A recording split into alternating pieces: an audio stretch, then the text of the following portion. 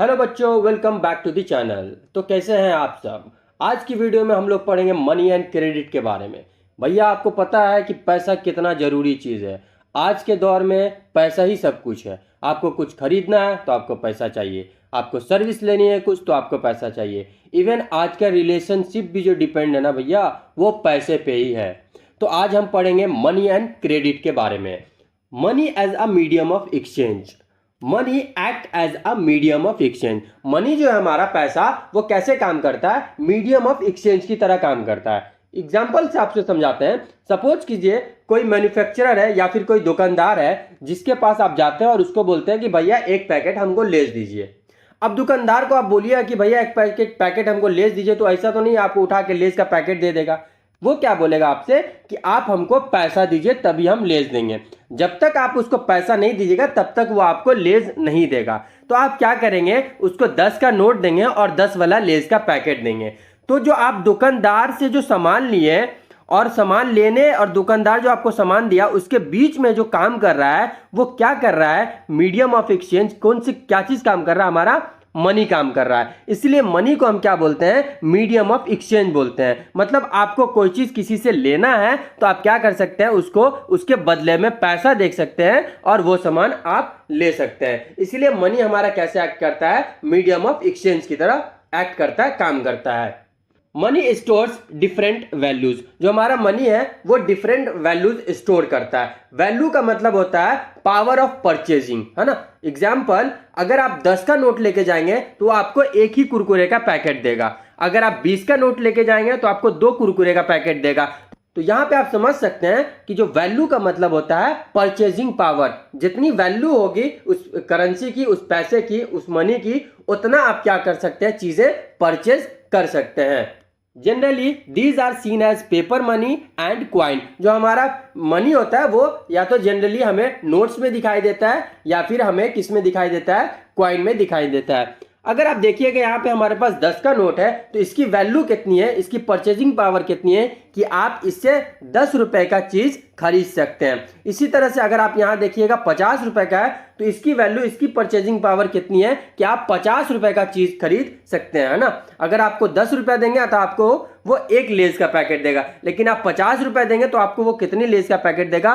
5 less का packet देगा, right. 10 वाला 5, अगर 5 वाला लेंगे तो आपको कितना देगा? 10 देगा, ठीक है। आगे चलते हैं हम लोग। Consider a case where money is not used as a medium. एक केस हम कंसीडर करेंगे, स्टडी करेंगे, जहां पे जो हमारा मनी है, जो पैसा है हमारा, वो मीडियम की तरह काम नहीं कर रहा है, इंटरमीडिएट की तरह काम नहीं कर रहा है। एग्जाम्पल से समझते हैं। मान लीजिए एक हमारा चप्पल बनाने वाला कंपनी है जो कि चप्पल बनाता है, या बंदा है जो कि चप्पल बनाता है, ठीक है। उस बंदे को क्या करना है? चावल खरीदना है, ठीक। तो वो क्या करेगा ना, उसके पास तो चप्पल है, अब वो 10 चप्पल बना लिया, 10 तो पहनेगा नहीं ना भैया। वो क्या करे, सोचेगा कि ये हम चप्पल किसी को दे और उससे चावल ले ले। लेकिन उसके लिए उसको क्या करना पड़ेगा? एक ऐसे बंदे को खोजना पड़ेगा जिसका वांट क्या हो, जिसकी चाहत हो कि वो चप्पल खरीदे, लेकिन साथ में वो चावल उसके पास हो। तो ये तो बहुत टिपिकल मामला है कि आप ऐसे बंदे को कैसे खोजेंगे कि वो उसको, उसके पास तो चावल है लेकिन आपको पता करना है कि चावल है उसके पास, वो चावल के बदले चप्पल लेना चाह रहा है। तो इस सिस्टम को हम क्या बोलते हैं? डबल कोइंसिडेंस ऑफ वांट्स बोलते हैं। मतलब कि दो तरफा चाहत बोल सकते हैं हम ना। इत्तेफाक, कोइंसिडेंस का मतलब होता है इत्तेफाक। तो दो तरफा इत्तेफाक किसी चीज का चाहत, मतलब कि सामने वाला चाह रहा है कि हमें चप्पल मिल जाए और हम चाह रहे हैं कि हमें क्या मिले? चावल मिल जाए। तो हम दोनों क्या कर सकते हैं? आपस में एक्सचेंज कर सकते हैं। इसी सिस्टम को हम क्या बोलते हैं? बार्टर सिस्टम भी बोलते हैं। बार्टर सिस्टम का एक अच्छा सा एग्जांपल हम आपको देते हैं। बचपन में आप लोग कभी अगर देखे होंगे, गांव में अगर रहे होंगे, तो हम लोग गांव में रहे हैं, कभी हम लोग के गांव में ना बर्फ या आइसक्रीम वाला होता है ना, उसको बर्फ बोला जाता है। बर्फ वाला आता तो हम लोग क्या करते थे, घर से चावल हो या धान हो या गेहूं हो, उसको चुरा के लेके जाते थे और उसको देते थे, और वो बदले में हमें क्या देता था? आइसक्रीम देता था। तो यहाँ ये जो सिस्टम होता है, हम उसको कोई सामान दिए, पैसा तो नहीं दे रहे हैं, कोई सामान दे रहे हैं, उस सामान के बदले में वो क्या कर रहा है? मुझे आइसक्रीम दे रहा है। तो ऐसे सिस्टम को हम क्या बोलते हैं? बार्टर सिस्टम बोलते हैं, ठीक है। Barter is a medium in which good or services are exchange directly without a common unit. इसमें क्या होता है, कोई भी गुड है, सामान है या सर्विसेज है। सर्विसेज क्या हो सकती है, सर्विसेज जैसे उबर है, उबर में आप कार बुक करते हैं तो उबर आपको क्या करती है, कैब की फैसिलिटी प्रोवाइड करती है, वो एक सर्विस है। ठीक, जैसे आप जाते हैं किसी सैलून में बाल कटाते हैं तो बाल जो आपका काटता है वो क्या है, एक सर्विस है। गुड क्या हो सकता है, आप कोई चीज खरीद रहे हैं, है ना, आटा खरीद रहे हैं, चावल खरीद रहे हैं, दाल खरीद रहे हैं, वो किस में आता है, गुड्स में आता है। तो अगर हम गुड या सर्विस खरीद रहे हैं लेकिन वहां पे मीडियम क्या है कि आप कोई चीज दे रहे हैं उसको और उससे ले रहे हैं, यहां पे मनी का कोई काम नहीं है, तो ऐसे सिस्टम को हम क्या बोलते हैं, बार्टर सिस्टम बोलते हैं, याद रखिएगा। आगे चलते हैं, why transactions were made in money. Transaction पैसे से ही क्यों किया जाता है, उसका अलग अलग कारण है। सबसे पहला है money work as a intermediate. पैसा क्या है, एक इंटरमीडिएट की तरह काम करता है। Money is use as a medium of exchange for goods and services. अभी क्या है कि जो मीडियम है, किसी चीज को अगर आपको कोई सर्विस लेना है या फिर आपको कोई सामान खरीदना है तो आपको जिस बंदे से वो सामान खरीदना है या जिस कंपनी से आपको वो सर्विस लेना है उसको उसके बदले में आपको क्या देना पड़ेगा, उस सर्विस लेने के बदले में आपको पैसा देना पड़ेगा। इसीलिए पैसा आजकल क्या है, एक इंटरमीडिएट की तरह काम करता है। ठीक है। Ancient period, grains cattles were used as a money. आज से हजारों साल पहले क्या होता था कि जो ग्रेन्स है या कैटल्स मतलब होता है या किसी के पास बकरी है या किसी के पास भेड़ है, वो कैसे करता था, एज अ मनी काम करता था। एग्जाम्पल, मान लीजिए एक बंदा है जिसके पास एक बकरी है लेकिन उसको अभी जरूरत क्या है कि उसके घर में ना राशन नहीं है, तो वो देखेगा जाके कि सामने वाले किसी के पास राशन है, तो वो क्या करेगा, बोलेगा भैया आप बकरी ले लीजिए और बदले में हमको 5 किलो चावल, 5 किलो गेहूं, 2 किलो दाल, ये सारी चीजें दे दीजिए। तो यहाँ पे मीडियम एक्सचेंज क्या हुआ, वो कैटल हो गया। तो पहले के टाइम में ऐसे ही होता था, जिसको हम बार्टर सिस्टम भी बोलते हैं। उसके बाद एक आया हमारा मिडिवल पीरियड, जिसमें राजा महाराजा वाला जो टाइम आया वो पीरियड। उसमें क्या हुआ ना कि मेटेलिक कॉइन्स बनाए गए, किस चीज के, गोल्ड के, सिल्वर के, कॉपर के या फिर लीड्स के, उसको यूज किया गया एज अ पैसे की तरह। अगर आपको कोई चीज खरीदना है तो आप उसको गोल्ड का कॉइन दे सकते हैं, उसको सिल्वर का कॉइन दे सकते हैं और उससे आप क्या कर सकते हैं, सामान और सर्विसेज खरीद सकते हैं। तो मिड पीरियड जो हुआ, जिसमें हमारे राजा महाराजा का जो टाइम था, उस टाइम में क्या चीज काम करता था, जो हमारे मेटेलिक कॉइन्स होते थे वो एज अ मनी काम करते थे, जिससे हम गुड और सर्विसेज वो लोग खरीदा करते थे। आगे चलते हैं, अब आते हैं हम लोग मॉडर्न पीरियड में। मॉडर्न पीरियड में क्या, हमारा पेपर मनी है, क्वाइन है, ये सब हम यूज करते हैं किसी भी चीज को परचेस करने के लिए, किसी भी सर्विस को, सामान को खरीदने के लिए। आज के दौर पे अगर आपको कोई चीज खरीदना हो तो आप क्या करते हो, उसको पैसा देते हैं, और पैसा देते हैं तो वो आपको सामान या सर्विस आपको प्रोवाइड करता है। आगे चलते हैं हम लोग modern form of money. Money का मॉडर्न फॉर्म जो है वो दो तरह से है, एक तो हमारा करेंसी है, दूसरा हमारा है डिपॉजिट और चेक। ठीक है।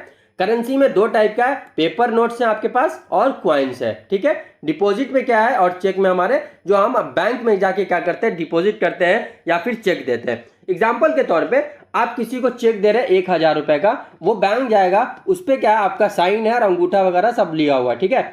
तो वो बैंक में जाके देगा, वो बैंक वेरीफाई करेगा, वेरीफाई करने के बाद उस बंदे को क्या करेगा, पैसा दे देगा।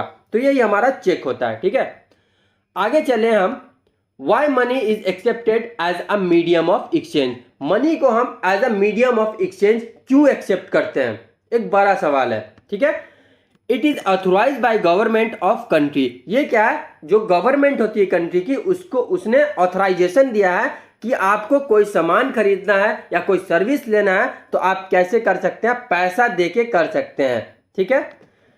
In India RBI issues currency notes on the behalf of the government. India में क्या है, जो हमारे रिजर्व बैंक ऑफ इंडिया है वो क्या करती है, करेंसी नोट्स बनाती है, किस पे, जो गवर्नमेंट है, अभी रूलिंग गवर्नमेंट है, उसके बिहाफ पे। उसका यूज करके हम क्या करते हैं, सर्विसेज और सामान परचेज करते हैं। इसीलिए मनी को क्या किया गया है, एक्सेप्ट किया गया है मीडियम ऑफ एक्सचेंज के लिए, कि आपको कोई भी चीज लेनी है तो आप क्या कर सकते हो, सामने वाले को पैसा दे सकते हैं और उससे वो चीजें या तो सामान हो या सर्विसेज आप ले सकते हैं। क्लियर कट है।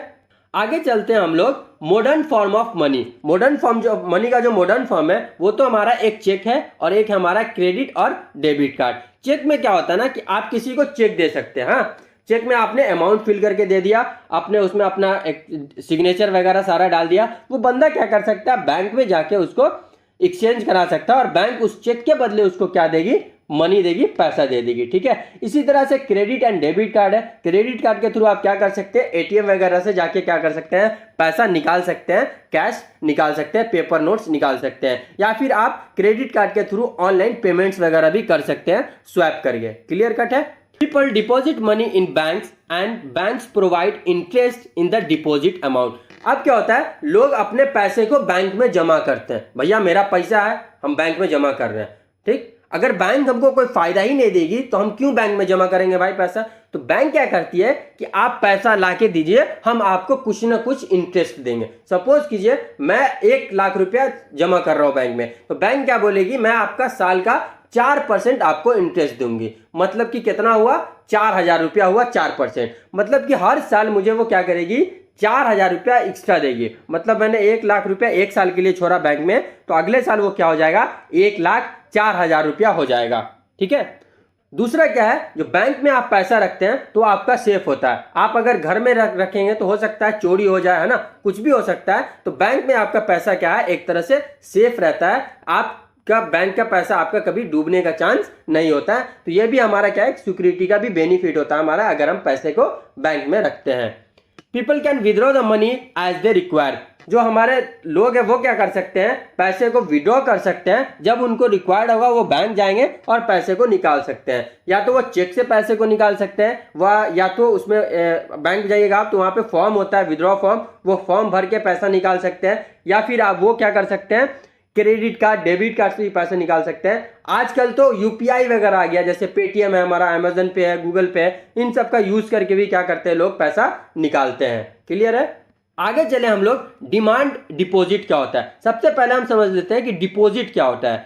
The bank that can be withdraw on demand. Deposit का मतलब होता है कि आप डिमांड है तो आप क्या कर रहे हैं, विड्रॉ कर रहे हैं, उसी को हम क्या बोलते हैं, डिपॉजिट बोलते हैं।